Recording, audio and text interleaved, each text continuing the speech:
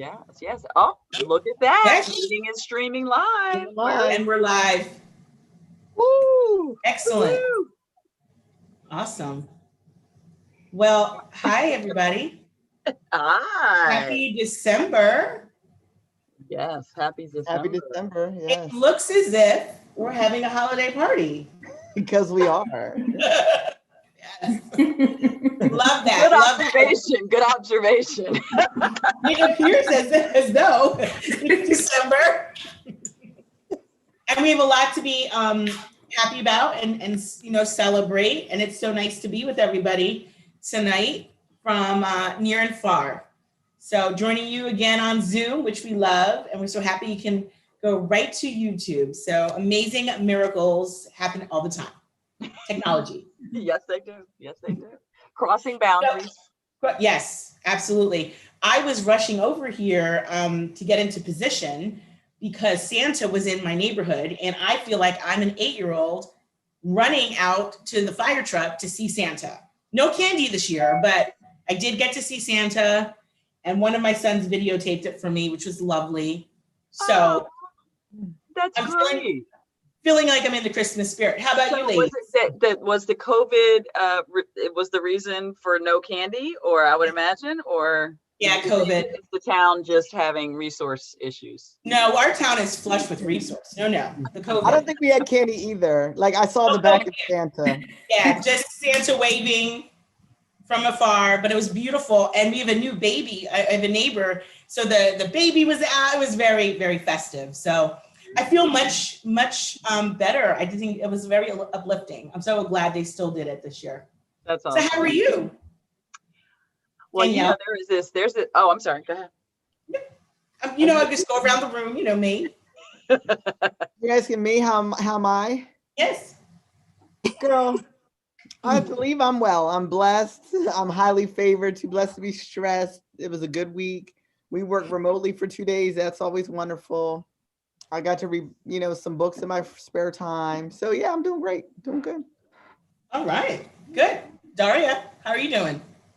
So like you, Keisha, I had something this week that really ramped up my holiday spirit.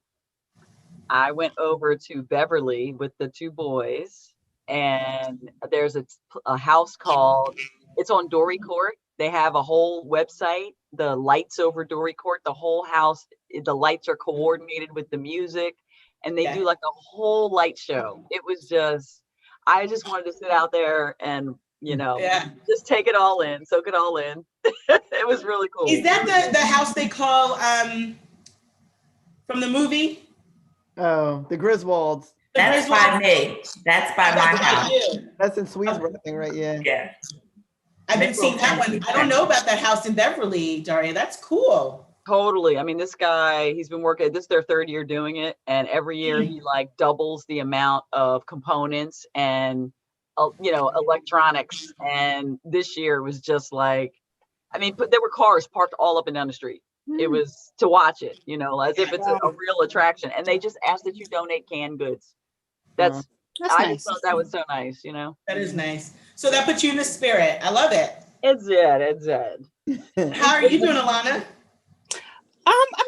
I'm doing pretty well. I really enjoyed Christmas. This is definitely one of my favorite, if not my absolute favorite holiday. So it's a little challenging because, we're not going to be able to do the things that we normally do. So admittedly, I am throwing myself into what will be Giggle's 4th birthday on Monday. Oh, happy birthday. So, yeah. Christmas dog. Yes. So there are all kinds of interesting little plans that have developed in the neighborhood because her Shih Tzu best friend is also having a birthday and her toddler friend is also having a birthday. So it has turned into a surprise birthday party for the toddler. Love it. I love it. Well, you know what? We're supposed to celebrate everything. So good for you. Yes. Yeah, put it all together. How you doing, Shanice?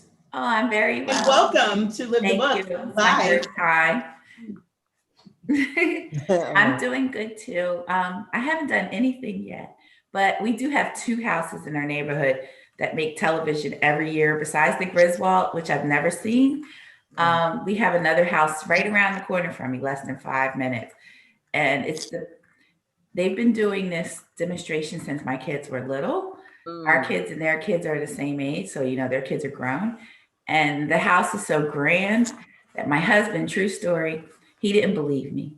And we went to go see the house, and he broke his brand new iPhone trying to take pictures of this house that is so glamorous around the corner. And you can see it from like 2 blocks away. So, wow. We might have to make a road trip, Shanice. You sure can. I'm telling you, you can have, well, I can't say, you can't have your wine in the car, but you can have your wine before you come. we would never have wine. Never. But it's an awesome trip, and it's worth it. It's definitely worth it. I can send you the addresses. Oh, yeah. Oh, please do. Oh, yeah. That'd be great. Mm-hmm. Thank you. Then I just have to find a driver so I won't do the things you said to not do. All right. So listen, we should get into this, right? I mean, let's talk about this book. Let's. Wow. Okay. So listen, Alana, I know this was I think this was your suggestion. It was. My fellow English teacher, I wanted to do my due diligence with this. So I have prepared questions. I don't know if you do. I also listened to an NPR interview with the author. I mean, so I'm ready. How do you feel? I'm ready. I enjoyed it. I was really interested because it was an African female author, a Nigerian author. And, typically when you're seeing things within the genre, it's white male or female authors. And this was one of the books that I had seen on the Goodreads awards list, the Choice Award from last year. So I was really curious for a lot of different cultural reasons, and just to explore something different within the genre that I find fascinating. Mm-hmm. Well, so I'll just say that I think you liked the book, but did you like the book? And it has sister in the title, so that's always fun. Okay. All right. So Shanice, did you like the book? This is usually my first question. Yes, but I just wish I can't jump to the ending, but yeah, I did. I listened to the ending. Tell us your why. It's fine. I liked it. I just wanted a little bit more at the end. That was it. Other than that, I could understand. I could relate. I know a lot of Nigerian people, so I was just like, wow, yes, I fully understand a lot of things that I'm reading. Daria. Oh my goodness, this book. I could see this really happening. So I did like this book because I could imagine this playing out. It did not feel like fiction. Right? I mean, right. And just the dynamic between the two sisters, I was like, whoa. Being a sister, hello, Alana, being a sister and knowing that my sister picked this book, that was interesting. I had to think about that on like a whole meta level above the plot line of the actual book. Yeah. I was thinking about that too. I was almost about to call you. I'm like, no, Danielle, don't call her. Don't call her. Because so Danielle, did you like the book? I liked the beginning, but then I think when it got to the dynamics, it did become real. And it felt stressful for me, like the way she treated her sister. And so it wasn't my favorite, but I enjoyed the read. Yeah. So I think I thought this was interesting. It was like, it got weird. Like the end, I didn't really understand the end. Oh. It was like, we're gonna unpack that. I guess we're gonna unpack that because he's gonna kill, basically. I think that's what makes what put this book on the map, actually, is the ending. Because it's not tied up neatly in a bow. And so I am probably in the camp that I liked it. I would have wanted to see more development. Now, I say that because I finished the book yesterday. Today was me really digesting and investigating more about the author and the style of writing, which is newer writing style to me. So I think that gave me a better understanding of why it ended the way it ended. So we're going to get into that. So first question. So Corday, of course, continues to cover up for her sister. She protects her. What are the justifications she uses to convince herself that Ayola isn't a serial killer or a monster? Given the sisters' closeness, what would you do in Corday's place? I would have gave my sister up. I'm sorry. I'm sorry, Hope. I got a sister, but I don't think I could have did all that. My sister might be in jail. Yeah. Yeah. Well, I mean, she was complicit in it. Even from the very beginning, like, just, there were things that she could have done that I think, it was built up over time. She got more and more sucked in, and the deeper she was, the harder it would have been for her to do anything different than what she did, basically. Which was just, okay, well, this is just what it's going to be. Yeah. So I don't know. I think the justification was in some ways self-preservation. I feel like she enabled her, and then she's like lying on her too. It's like at some point, where are you, girl, good luck and God bless. Don't, but then she's stuck there in the same house as her. So it's not even like she could isolate and live somewhere else, or look, I don't want to deal with you no more. They're in the same house. And I think the mom, the way she treated her was it's her fault no matter what. I think she had a little sickness in her head. She had to protect his sister. She had to make sure his sister was okay. And I don't know, I just felt bad for her. Yeah, Corday, yeah, she definitely had a lot of decisions that she had to make constantly. And it felt, I think the whole idea of the sisters' closeness, and I think part of the culture and everybody living in one house, not moving away till you're married, and having that kind of pressure. Also, when she was born, telling her, her mother telling her, you have to take care of her. This is your job.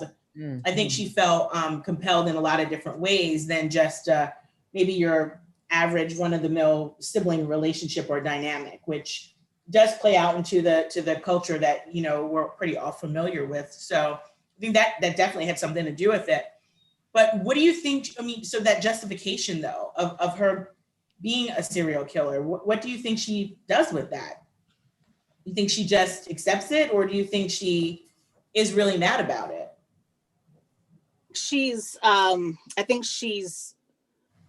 I definitely think she's upset about it because she knows it's wrong, but she feels guilty about the fact that she feels as though she's partly responsible for her creation because their first kill was together. Oh, was it their father? Their father. Oh, they did kill their father. See, they killed their father. They killed their father. Yeah, why they killed their father? Because I didn't. Because the poisoning? No, because the father was going to give Ayola to the chief. The chief. Okay, yeah. I missed that part totally. Yeah, I didn't know they killed. I know he made him strip naked and he beat her. Mm-hmm. And then when they killed that was for the boyfriend or the guy that liked her that came from the school. Towards the end, when it came out when the aunt had come to get Ayola, and Braithwaite was like, "No, you're not taking her. I will beat you with this cane." And then and she was saying how the aunt was saying how this was really Ayola's fault for flirting with the guy, and she needs 14, to by the way, father because he'll get her whatever she wants. And now that she's 14 and she's a woman and she's menstruating, this is she should be happy. And then the next day, the father died. And then so there, I forget what the exact wording was, but it was and actually it was more so, I think it was more that Karede killed the father and that Ayola more came into the room and didn't do anything. And so now after that, the tables are more turned because it wasn't really clear which one of them truly killed the father. But I think it was more Karede that killed the father. And because it was made clear that when Ayola came into the room and saw the father dead, she didn't do anything. Right. That I got that part. She just watched, but I didn't hear she watched. She killed him. Me too. I didn't get that. Because the aunt said, this is going to make your father mad, And so basically Ayola, and when the aunt, it runs off after being threatened to be beaten by the stick, Corday says, don't worry about it. There's a solution. We kill him. Oh my, okay. And so, you know, he has to die. Is based some kind of wording. He has to die. How did I miss that? Wow.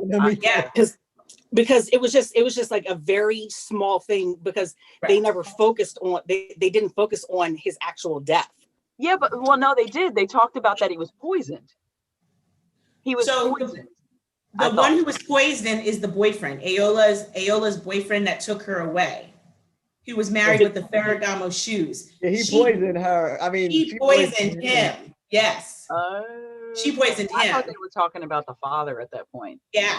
So what ends up happening is that the way that the story is written only from Corday's, of course, perspective. So you don't hear her talking about the dad's death so much, but she realizes that this is a part of Ayola's problem. She always gets out of a bind.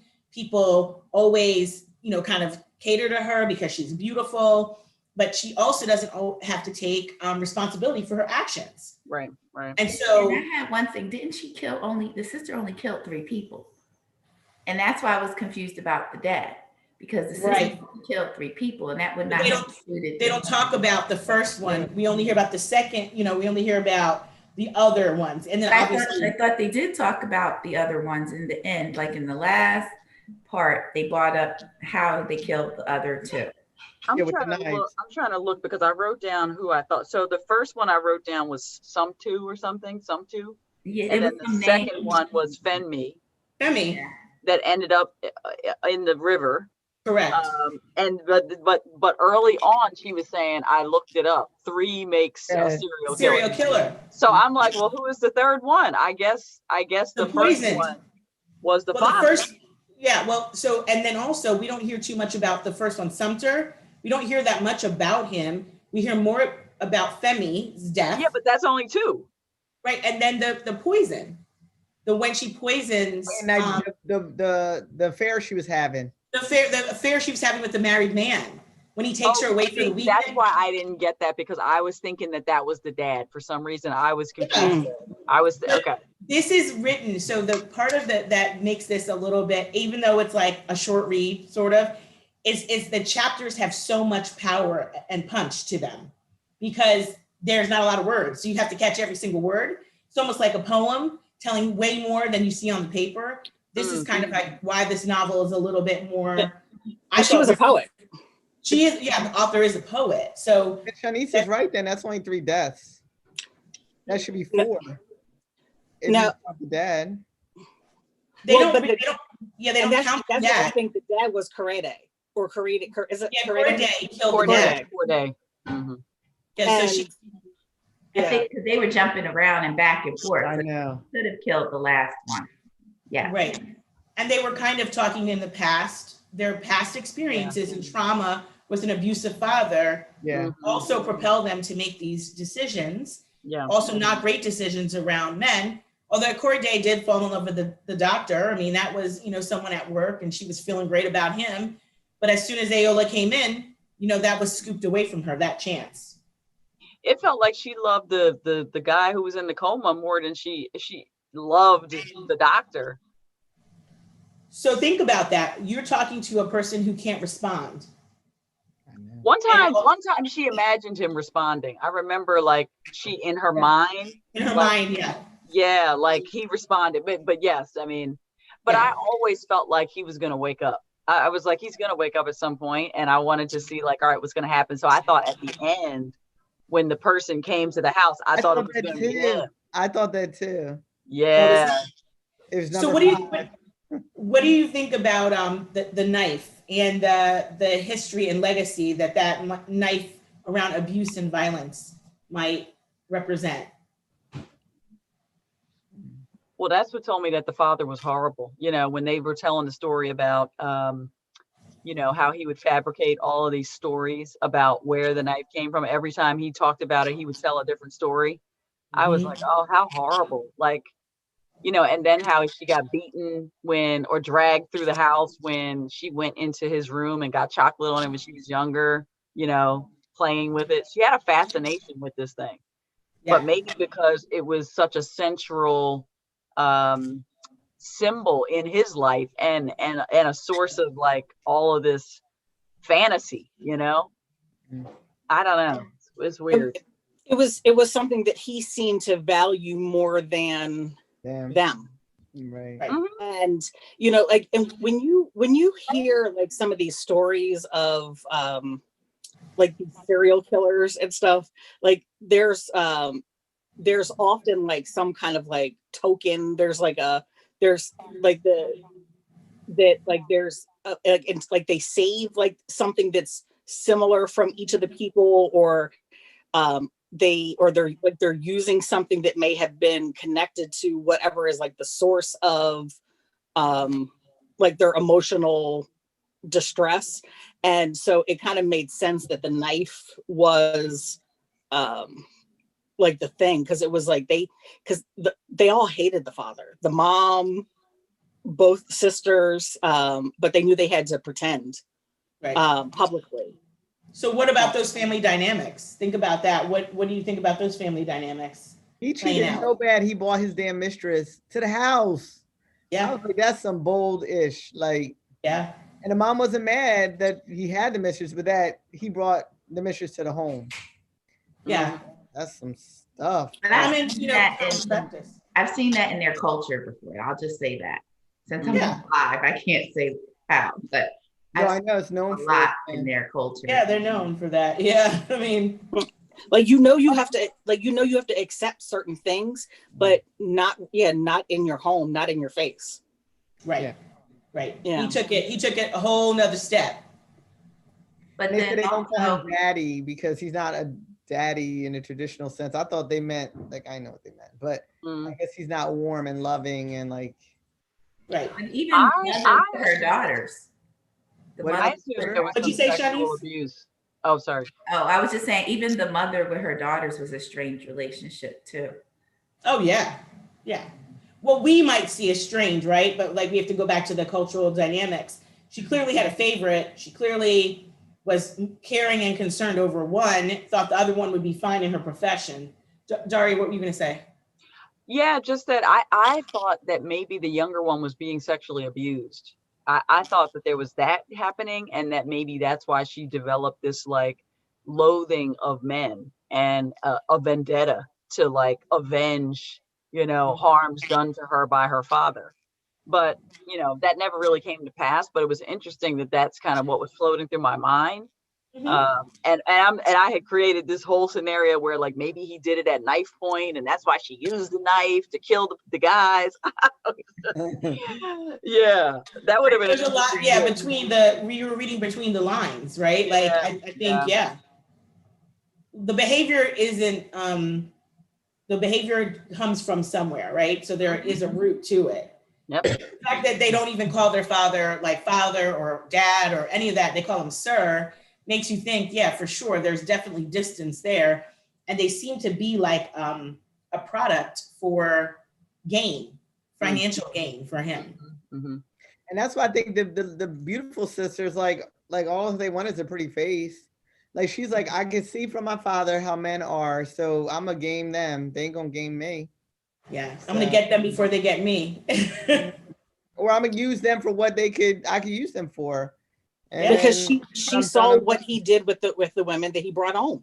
Mm-hmm. Oh, and because remember, Karede looked like her mom, and so her mom probably saw like, you know what, she's gonna end up being the wife that's going to be mistreated. And Ayola is going to be the one who's going to be showered with gifts.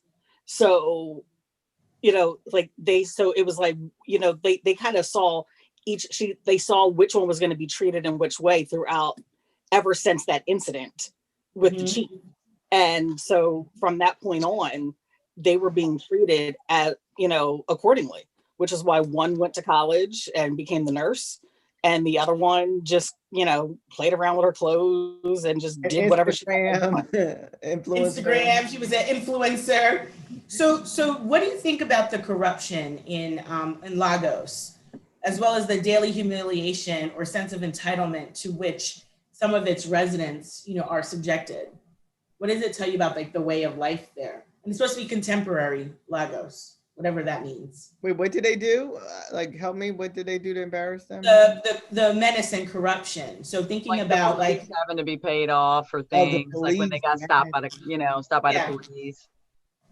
I think it's real. That's part of what made it feel real to me, is that because that stuff actually does happen. I mean, I don't, it's not as far-fetched as people, the general public who's not aware of the dynamics in some of these like lesser developed or more politically unstable countries, what those dynamics look like on the ground. I mean, I like that part because it made the book feel more real to me. Yeah. But I did feel that one part was unrealistic. What part? Well, my long story short, my aunt took in several Nigerian students, and we used to talk all the time. I know their police is strict. One of their dads was a police, and I just thought that, like, the police, they came to the house and they were even curious. I thought they would have pulled them in and did a little bit more from what they were telling me. I just didn't think like they would have just brought them in and they were eating cookies or whatever they were eating. And I thought they would have took them down to the police station and just like, especially since the other girl, the guys that died's family was a little more connected. I just thought they would have did a little bit more, the police, than what they did, because they're more hardcore than our police. So, but do you think that they were kind of wooed a little bit by Ayola? Yeah, like she worked her little. She came out there and did her little whatever she did, and they softened up after they saw, They did. The damn car. They took the car too. And don't forget the legacy of the father, because the father was a charmer too. He was. And they had the anniversary of the anniversary celebrations of his life.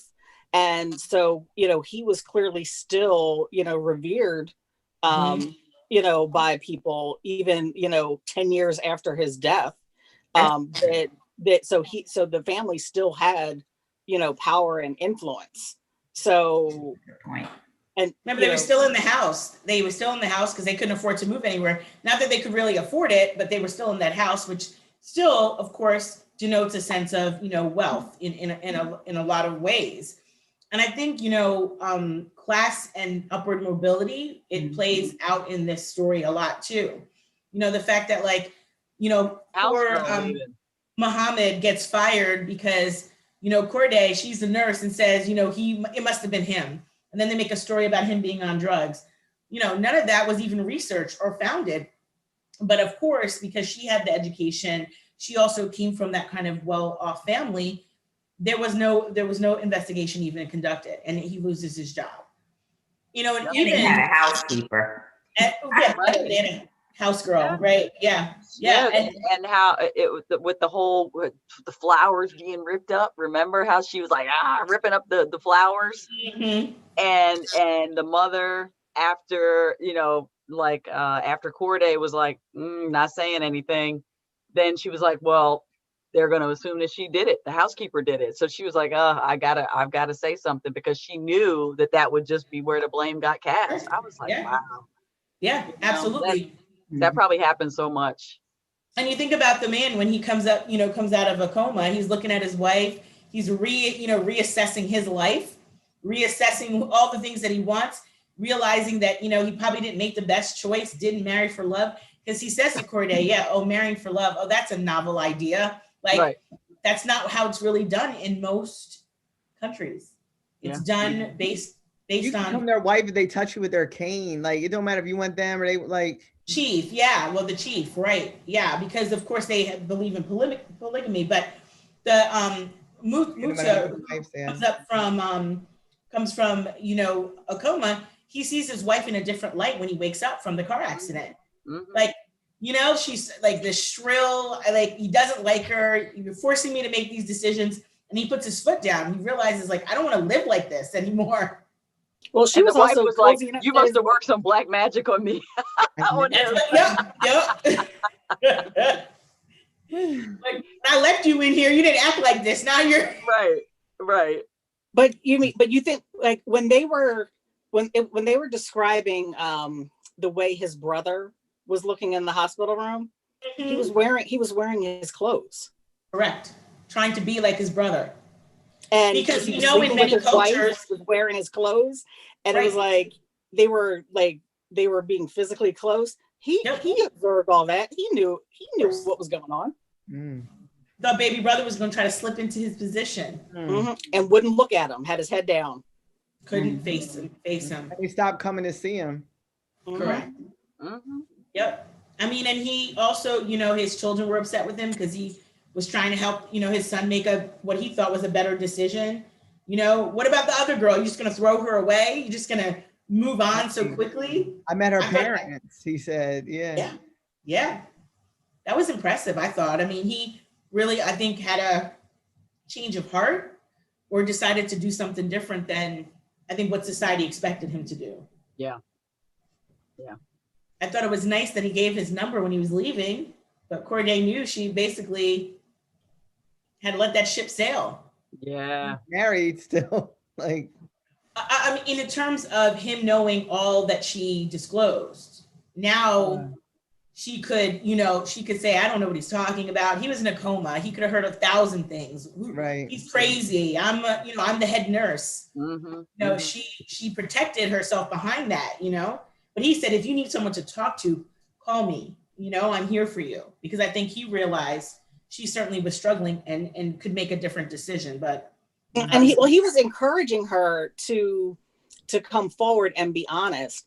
And she wasn't really trying to, she realized that she wasn't going to take that path. So she needed to eliminate the options that were going to have that in her face. So, and he would have just been a constant reminder as much as she would have enjoyed the conversation. But it was just like, that would have just been torture for her conscience. Right. I don't know if I see it the same way, because I think that she had like loving feelings toward him. And I think part of it, I think she was afraid that he might ending up in the same boat where the other doctor that she had feelings for did, being hunted and preyed upon by her sister. So that was what I was thinking. I was thinking maybe she's trying to keep him from getting like in the clutches and sucked in to that madness. Obviously it didn't work with the doctor at all. So there's something wrong with her, he says, but what's your excuse? What specifically prompts his query, and how does or how should Corday respond? who asked that? The doctor, right? Well, prompts it probably is because she supported her all them times. And you do have something's wrong with you if you gonna go through this with somebody like this. Well, what was wrong with her is, if you think about it, what was wrong with her was that she actually killed her dad. And when you think of, now that I know that part, now that makes way more sense. So she was actually just as guilty as her sister. And that's probably why she didn't like let her sister go and just was there every time, because her sister was there for her when she did it. And she might feel guilty, like I started my sister on this path. Yeah. And she had tried to warn Cade, and then now that, you know, everything that she had warned him about, you know, had actually happened, now she's like, this is your fault. I need to protect my sister. And he's like, are you crazy? Like, I see it now. She's crazy, but like, why are you protecting her? She did what you said. Like, and you're still defending her, and now that she did it, you're defending her. Yeah, because you didn't hear me. Like, he was mean to her. That doctor was mean to her when she tried to help him. Oh, Corday, but I think he was bitten by the Aola bug. Yep. Because he was exactly what Aola said he was. And she didn't see it. And Corday didn't see it. Because Aola didn't think of any man as anything more than like a means to an end. And Corday had put him a bit on a pedestal, and of course was certainly jealous that he picked her But he over, couldn't say why he loved her, why he wanted to marry could her. not- Special. nothing. Because she was pretty. But how I does that in real life? Like they can't tell you a real Well, you know this, character or Danielle. quality. You know- I know. That's what I'm saying. Like Pretty that, and the sex is good. pretty what? But you I said pretty and the sex is good. That's exactly. Mhm. And if Well, I they- had to be a part of a wedding when that was the case. Well, you know, I think here's an interesting thought. Did you all pick up on when he did send her the orchids and how she texted him and said, "I prefer roses," and Corday was like, "Oh, he's not going to like that, and oh, he's going to have a negative reaction." And what did he do? He turned around and sent them roses. Yep. Right. So Right. it's just interesting that women can have, even two sisters can have such vastly different views and expectations of what a person is capable of doing. Yes. You know what I'm saying? It's like, you know, intuition, judgment, like where does that come from? Where does that come from? And that's But- why one sister gets everything she wants because she knows to ask for it. And then But they also- jump through hoops. Yeah, but they That's also true. would have gotten very different things from him based on their methods because they operated differently. You have the women, or you just have the people who play the games, and then you have the other people who are more compliant and catering and accommodating And submissive. I mean, Yeah. and part of it, I think for Ayola is like, I'm not going to be my mom. Mhm. I'm not going to be that woman. And Mm. whether or not I'm with a married man or not, that's going to be my choice. But I'm not going to be the one who's cheated on or taken advantage of. She Right. wanted to have the upper hand, you know, to your point, Alana. You know, Mhm. she felt like that was a way for her to maintain control. You know, one of the questions is about like, how are women viewed in this society? Like to please a Things. man, to fulfill a role that a man wants you to fulfill. Well, you got to go deeper. How are Black women portrayed in this society? And a lot of time we're sexual, as in this story. Yes, Objectified. absolutely. Objective. Thank you, Daria. Yeah, you're absolutely right, Shanice. I mean, I think that that's one of the big, you know, themes is like, how do you then capture and take your power back? Yeah. Does it have to be through violence? In this society, it almost appears that way. Well, You and you know- know what's so interesting? This is a really interesting point that you know, Shanice is raising, because I do think that when Black women assert their power in the society, because it is challenging, so challenging to these norms, is dangerous. So you have to be prepared to fight, which clearly she was. She was prepared to do a little more than fight. Right. Right. Right. So, I mean, I think it is this whole like warrior mentality. Like, you know, the box that people are trying to put you in. And when you break out of that box, you know, you're going to be dealing with some stuff. So are you ready for that? Well, yeah, I mean, you know, and it comes down to like basic like wildlife, right? Like either you're like predator or you're prey.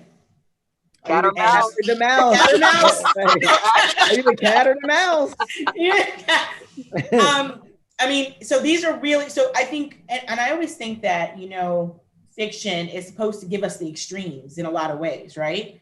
So back to, you know, thinking about being the objectification of women and trying to figure out how to maintain the power. You know, these are all good points. Like, yes, no, we should not all wield knives and take our power this way, but we need to be thinking about how we keep our power, how we keep what we want for ourselves and share when we want to, not because we have to or because it's, you know, put upon us. You know, and the other thing I wanted to bring up is just like even the whole description of her mother. So now she becomes this like catatonic Ambien taking person to like sleep her problems away. So what active part of society or parenting does she take? Because she's trying to unfeel what she's felt, rage likely towards this man she married. Well, Or see, who- I didn't take that part that way. I took the Ambien piece as recognizing that she needed in order for her to be able to survive it, just at least through the night when he would bring the women home, she needed to not be able to wake up and just experience it and just have the knowledge that it was happening. Not necessarily to block all of it out, but she needed to somehow, if possible, just not experience that again like that. I just didn't see where she because was remember her actively daughters parenting. came down and had to witness it and Yeah. rescue her from it.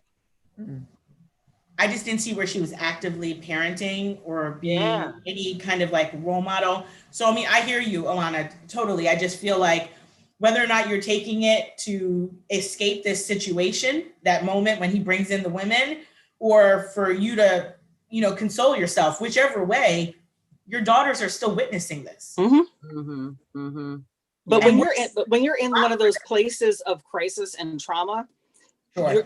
you're not in a place to, whether it's about caring for a partner or sometimes even caring for your children, you just may not have that capacity.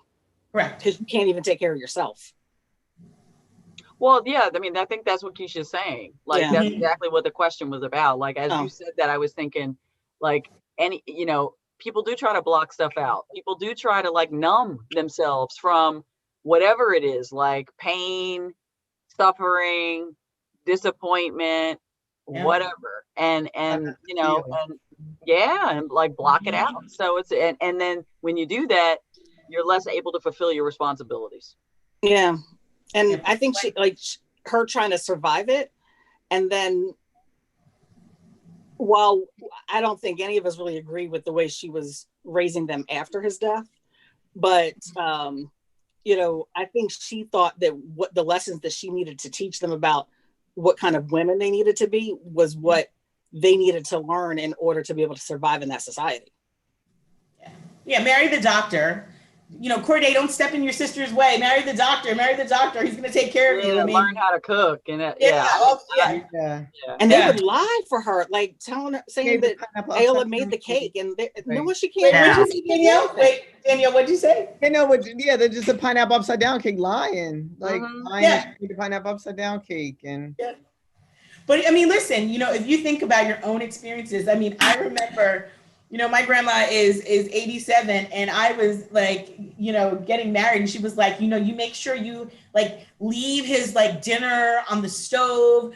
She bought me like this Pyrex, you know, container I said, you think that this is all that I'm, you know, capable of doing? She's like, no, but it's going to be one of the most important things. I was like, but that was her philosophy. I mean, that, you know, we're from the West Indies. Like, that's just what she believed in terms of being a wife. Now, mind you, my grandmother did not, you know, officially become a wife till her like mid 50s.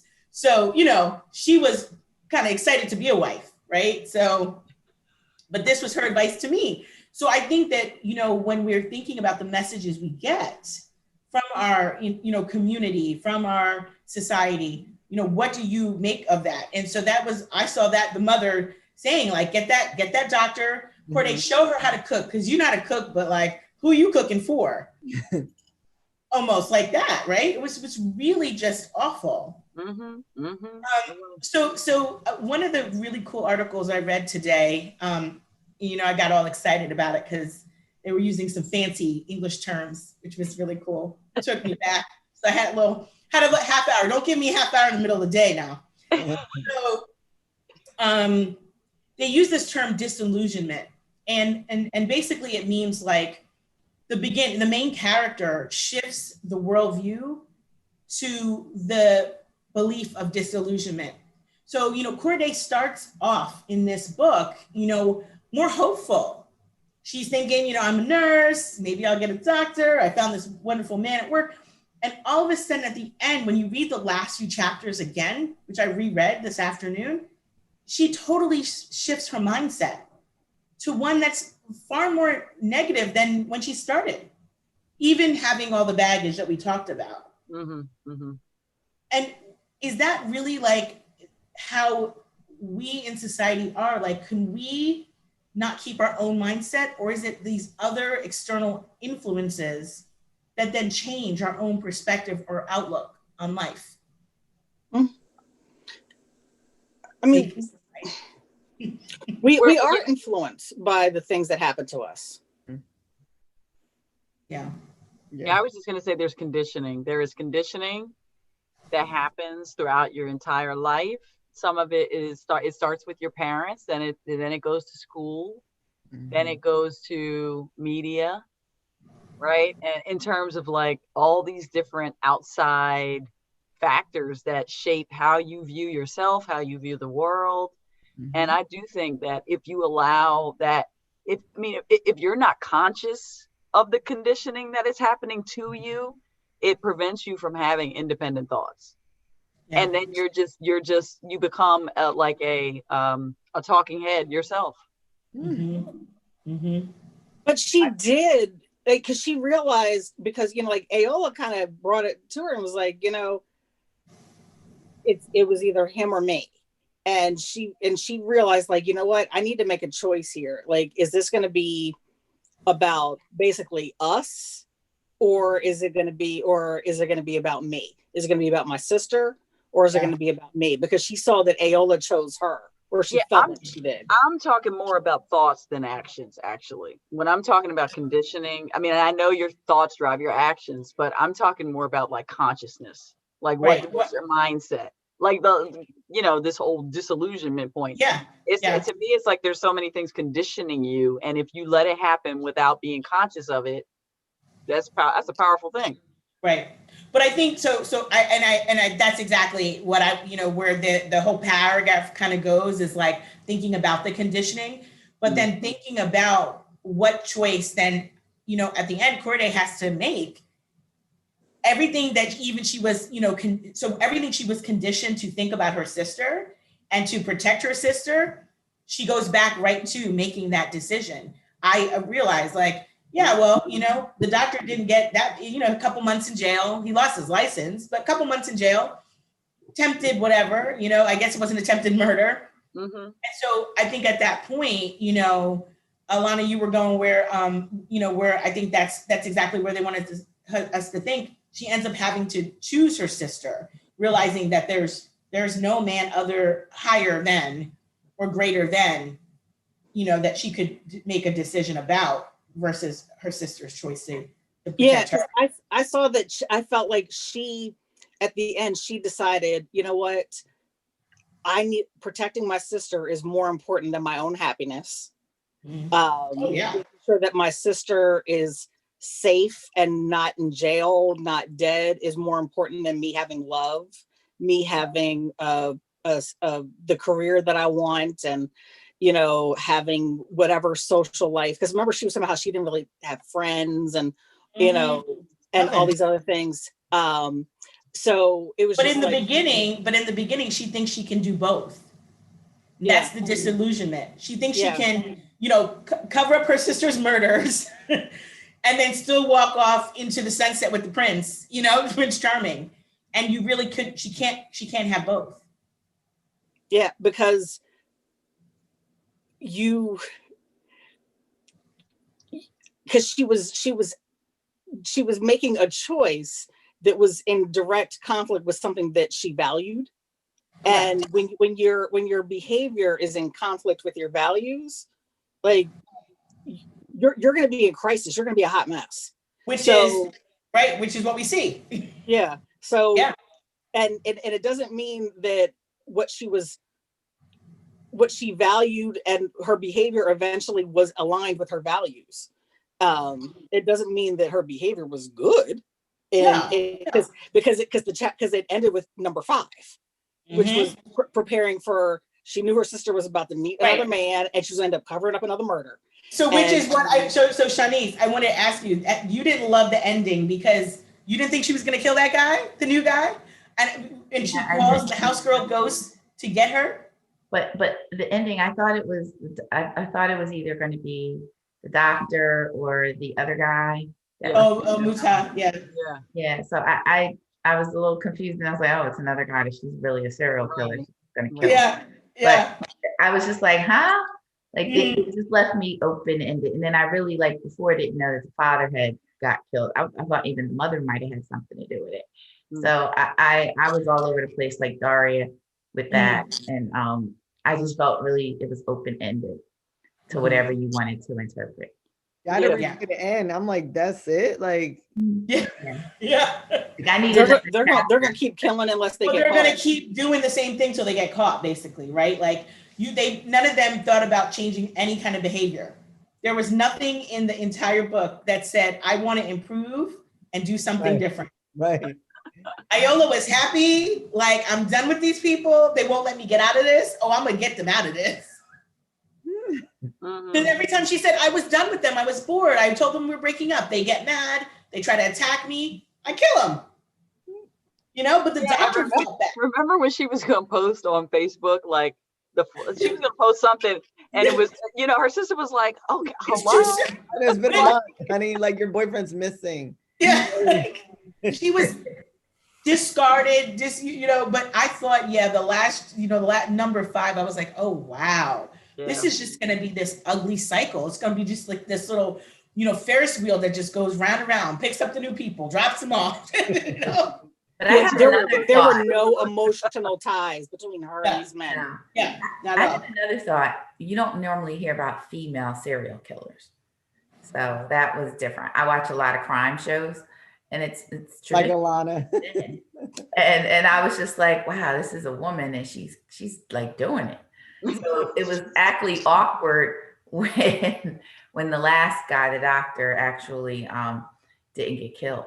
So I just thought that was different. But didn't he have more information thanks to Corday, right? Mm-hmm. He was expecting something. Mm-hmm. You know, he was more. Yep, he was more on guard. Absolutely. But you know, Shanice, when you talked about like the female serial killers, from the things that I've watched about female serial killers, they tend to be, it tends to be more from like the sexual abuse and like emotional scarring that they've had. So they do it like almost like this. It's almost like a revenge type thing, and like that protection versus where with it seems to be just more just a depraved type thing with men. Right. Yeah. Like but I think we can make that alignment. I think we can totally make it. I mean, if dad didn't sell her to that chief, we don't know what he did before that.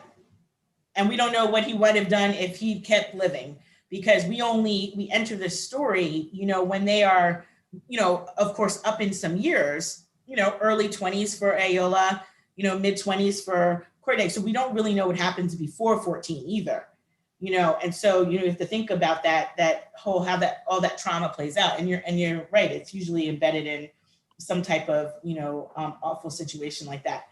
I think that, you know, looking at all the reviews, you know, that this was in Goodreads, it was in Lit Lovers, it was all over. And then again, New York Times, an entire article about it. I think it was just really cutting edge and crazy. So what?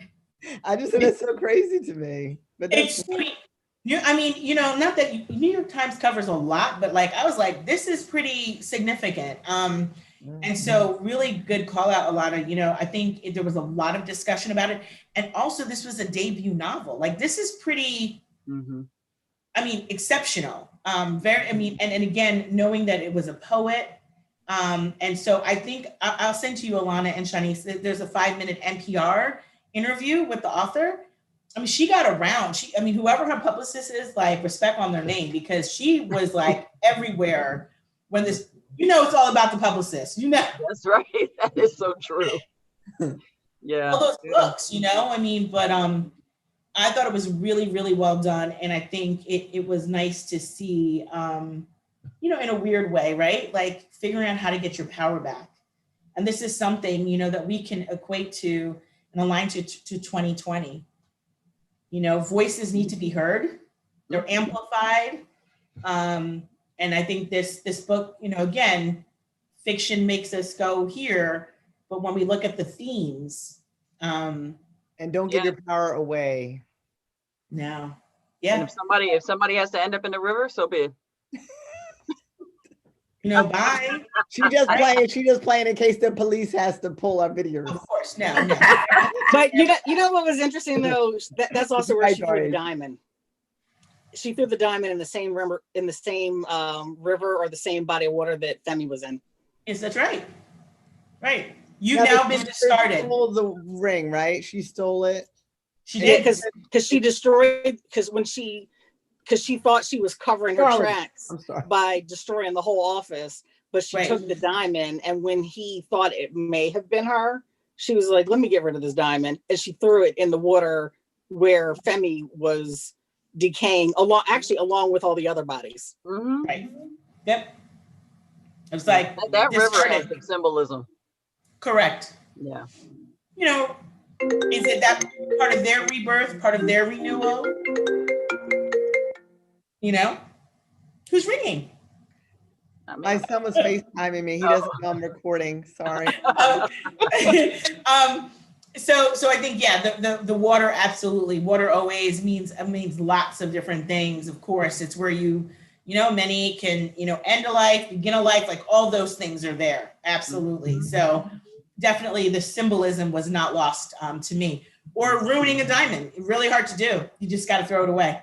yep. Start on over. Can't ruin a diamond. So I thought, wow, in the beginning, like, whew, I would have wanted a little bit more, but I think, talking through it with you ladies, I think you're spot on. We would have been seeing like murder after murder. I don't think there was any growth.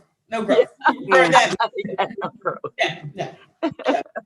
Well, the book was called My Sister, the Serial Killer. Yeah, it was. It's a Main fun- point. That's what she is. That's who she is. I'm the sister. She's the serial killer. Beginning at the end, same thing. My sister's a serial killer. We're gonna take it all to the grave. We're just Did gonna take anybody look that up? Like, is it really 3 makes you a serial killer?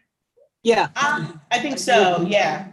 That's Oh, well, no, from the crime shows I've seen. It's 3 or more, and it's also about the time in between. And there's usually like some the basic symbolism. difference between a serial killer versus a spree killer. Right.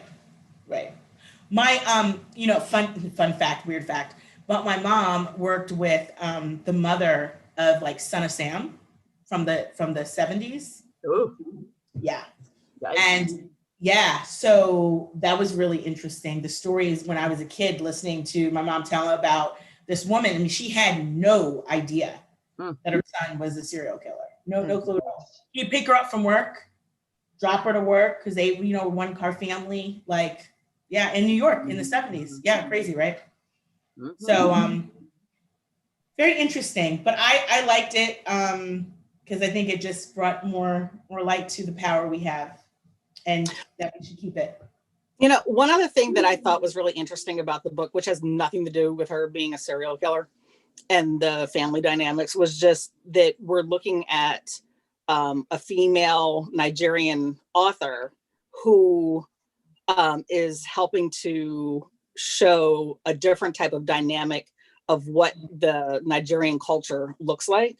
Mm-hmm. So because Americans don't necessarily know what this culture looks like there, and so we're reading this and because these aren't Nigerians in America, these are Nigerians in Nigeria, and we're also looking at an wealthier upper class family that has political influence. Mm-hmm. So because so many times when people think of anything in Africa, because people sometimes think of Africa as its own country, they're just thinking of people living in the bush, hunting animals with spears. And, so to help show that there's this other side, and that there are people of color that have money there and wealth and education and work in professional positions. And, so it was nice to see that as well in the story. Yeah. Agreed. I mean, and we know that, we are not a well-read country.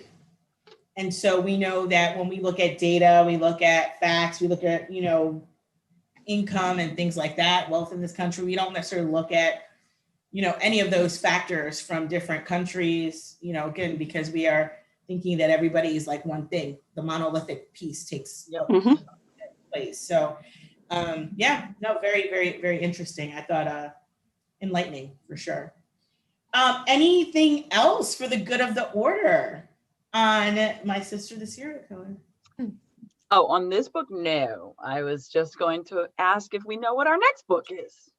I believe I sent Danielle and Daria the title, but I did earlier. I will look it up. Hold on one second. I was prepared for that because I thought you might ask. And while you're doing that, I will say, just as a little recap, so our very first YouTube episode was February 28th, 2019. Oh my God. And now, fast forward, this is our 22nd episode.